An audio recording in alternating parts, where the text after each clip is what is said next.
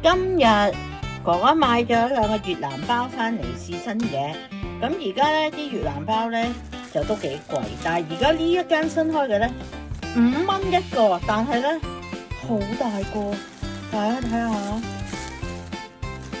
哇！5蚊個越南包喎，一陣間影俾大家睇下，就係呢個5蚊，你睇下5蚊一隻手。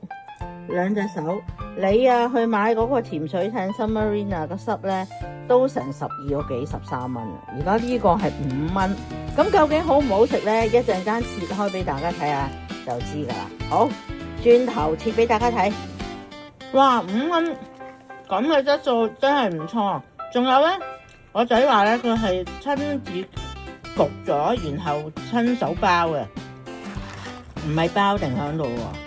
我食咗一啖就好味啦，真係唔錯，5蚊算係咁啦。咁當然佢仲有啲貴價啲啦，因為佢就有其他嘅。我放個 menu 俾大家睇啊。咁得閒你又可以帶動下經濟去買咧。不過咧話時話呢期咧，呢個牛肉粉啦，即係呢個越南嘅牛肉粉啦，同埋咧呢個越南包咧都開咗好多新店。